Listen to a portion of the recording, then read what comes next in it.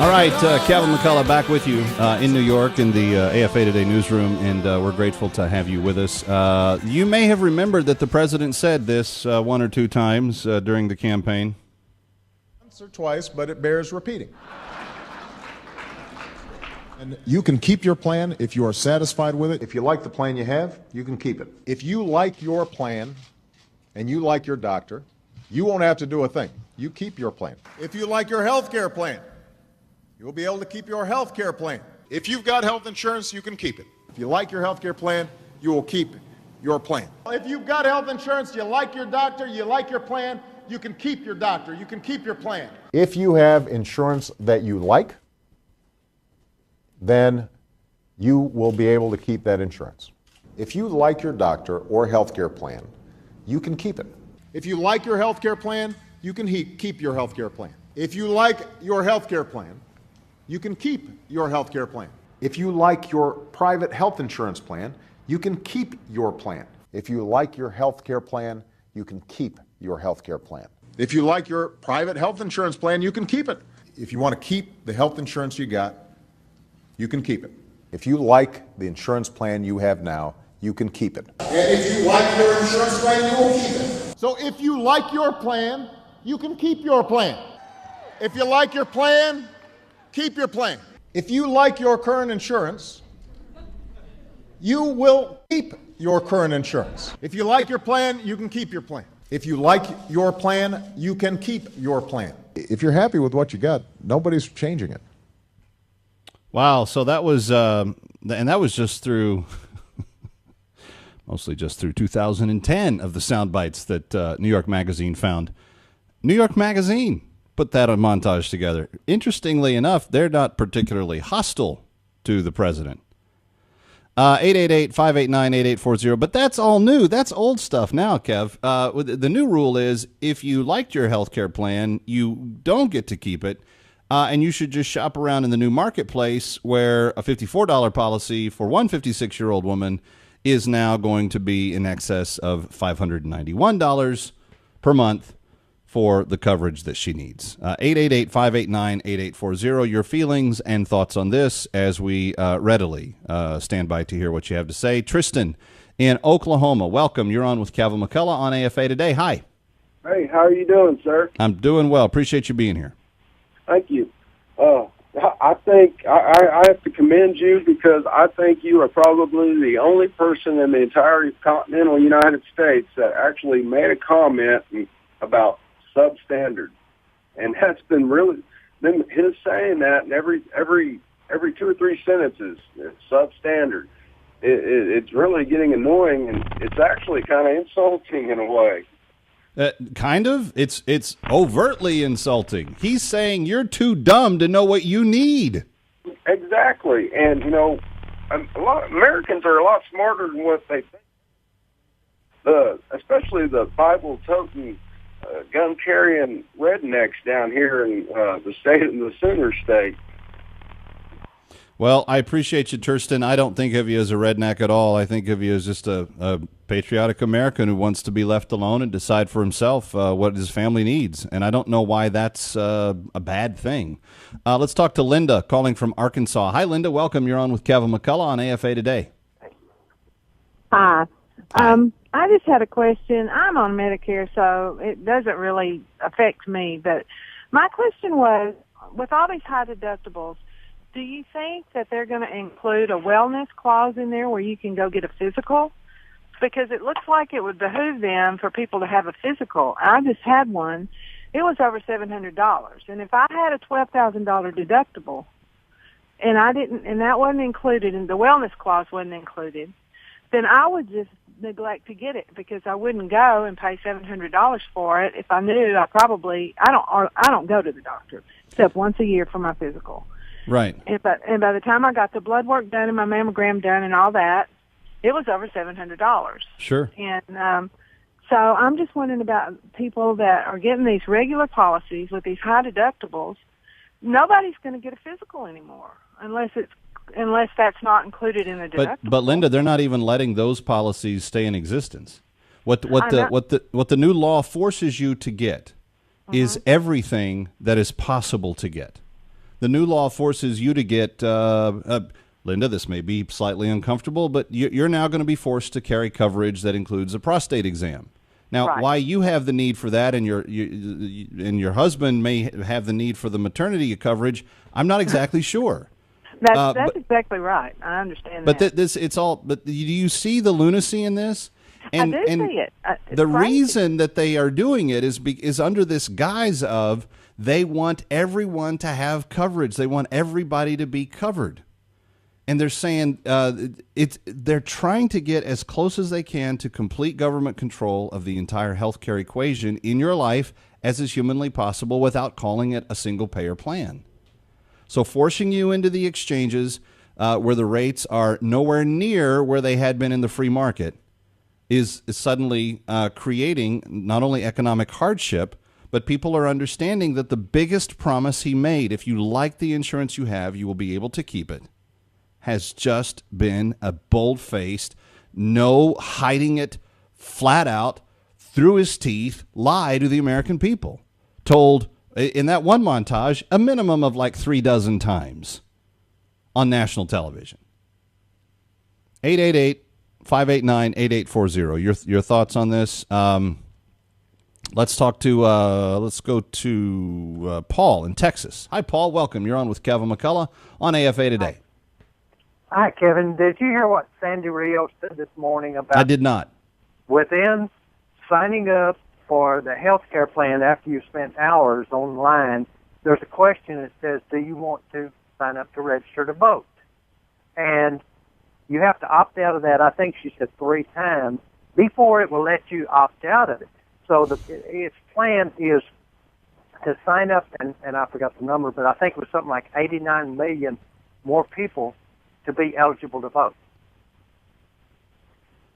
Well, and if they're all citizens, I don't have a problem with citizens voting. That's never a problem for me. The problem is are they citizens? Is it exclusively citizens that are signing up? We should want citizens to vote. Citizens voting is a good thing, but I hear what you're saying. But the theory or the idea is that it's going to be adding many million people to the Democratic rolls to vote. Well, I don't know that that's true. I mean, citizens are citizens. Paul, do you believe that citizens should vote? Oh, absolutely. Yeah. So as long as we don't get to pick which party signs up more people, and there's no guarantee that they sign up with one that they're going to vote for that one anyway. But yeah, and that's why they started doing motor voter years ago. They wanted to get more people, registered to vote. The problem was if you start giving out driver's license to people that aren't actual citizens, then you could possibly have voter fraud going on there. And I suspect there's concerns that some of the same situations may be of concern here.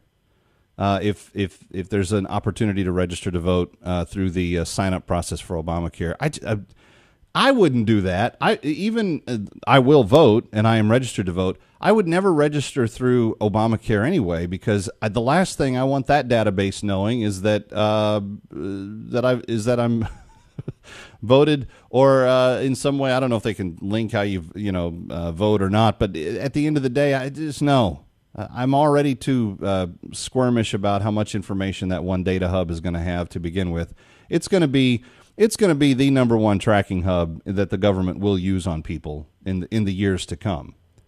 They will manipulate the information in that hub so that it's accessed by far more divisions of the government than just HHS. And even HHS is going to be used, as we've already seen, in a fairly manipulative and punitive way at times if you violate what the government believes you should be believing. But I want to go back to what we started with on this show. He started out his defense of this yesterday by saying, well, I did say you could keep your substandard policy. Your policy that doesn't meet my criteria as the all-knowing one in Washington, D.C., who knows and believes what I know about your medical insurance policy is that it should only have what I say it has. Then it will be standard, not substandard. Who died and left him the royal scepter? I don't know. 888-589-8840. Let's talk to Axel in West Virginia. Axel, welcome. You're on with Kevin McCullough on AFA Today. Hi. Hey, Kevin, how are you today? I'm doing well. Thanks for your call. Yes. First of all, I got to say God bless you, sir, and I appreciate you out there representing those of us left in this country with more than a single-digit IQ. Well, we're trying. What I wanted to say was, and I'm going to start off with shout out to my dad. He grew up in a time where being financially responsible for your family and everything was kind of a given. We never had insurance growing up, and anything that ever had to be done was taken directly out of his pocket. He was a private contractor, and everything did well to support his family. God bless him. Yeah, live for God for sure. Yeah. My current insurance policy, I work for a state organization, unfortunately, but our insurance carrier has changed hands at least twice since 2010, and before that they had the same carrier for almost 20 years. So just since the inception of Obamacare, the contract has changed hands twice, and my insurance premiums have went up by at least twice. So, whether or not... Which was exactly the opposite, Axel, that they had promised. What we were told was that this new system will create a situation in which the average health insurance person's, you'll save $2,500 a year, is what they told us. Up to $2,500 a year in savings over your current health care coverage. You're saying that's not even close to being true. No, not even close. I think the only thing that they're guaranteeing at this point is that we're all going to have to go with whatever they tell us to and sit back and suck on that banana paste and just do whatever they tell us to do as nice little primates, and not have any free will or choice or anything in the matter as far as individual citizens go. So. It feels more like that every day, especially when he's judging your insurance policy as being substandard, according to his meritocracy. Anyway, thanks for the call, Axel, and thanks for honoring your dad. I have grown in my appreciation for entrepreneurs and contractors and people that they get their work done each day with bloody knuckles and hard labor. Whether they're physically lifting anything or just making a payroll for the people that depend on them each month, my appreciation for them has just shot through the roof, because they're the only ones that really have any understanding of what it takes to make this economy work, and they're the ones that are continually being punitively dissed by the administration, and they're the ones that hire 2 out of every 3 new workers. So good for your dad. Thank you for honoring him. Continue to pay tribute to his legacy, and I hope that there are more like him that come along. Let's go to Michael in Virginia. Michael, welcome. You're on with Kevin McCullough on AFA Today. Hi, Michael. Are you there? Yes, I'm here. Hi. How are you? I'm sorry. I'm good. No problem. I just want to reaffirm what you're saying with you, and that from the beginning he has been doing nothing but deceiving and rolling, and to convince people, and I don't know why the media, other than they're just totally in his pocket backing, but it's a point right now, and that is in Virginia we're having a very important lesson, or election coming up. Ken Cuccinelli went to court to block Obamacare from being instituted in Virginia originally, and he's in a very tight election right now, even supposedly trailing Terry McAuliffe, who is in the pocket of Bill and Hillary Clinton. Right. It's a closer race than what the McAuliffe forces thought it was. They got surprised by a poll yesterday that showed there was only 4 points difference between the two. Yes, well, I just want to exhort everyone out there that has the same values. You're listening to this program. You need to talk to your friends and your relatives, and you need to tell them that if McAuliffe gets in, he is going to, number one, fully institute Obamacare in this state of Virginia and any other state that a Democrat is elected into as governor. And then he's going to end. He took $1.1 million from Bloomberg's anti-gun control PAC for his re-election campaign, and that means he is going to owe Bloomberg the full-out effort to restrict and confiscate the guns of legal citizens in the state of Virginia, and he is going to institute liberal and progressive judges, and all of this will roll into support of Hillary Clinton in the year 2016 if McAuliffe is reelected. This is a vital election to see Ken Cuccinelli elected in Virginia. Yeah, no, it's really heated up, Michael. I've been following it from New York, and I can verify everything that you're saying. Thank you for the call, and thank you for the call to arms. Sometimes, friends, what you have to do is you have to encourage others to do what's best, for the welfare of the country, and that's what he's feeling the burden of today. And I can't say that I blame him. Kevin McCullough, glad you're with us. More of your calls when we continue. It's AFA Today, and we're discussing the fact that the president has finally admitted that he did say, if you liked your insurance, you could keep it. But his solution was, so if it gets canceled, just go back into the marketplace and shop around.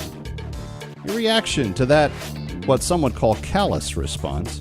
I'm Kevin McCullough. Very glad to have you with us each weekday here for the American Family Association signature broadcast, AFA Today, each weekday on AFR Talk. Stay with us.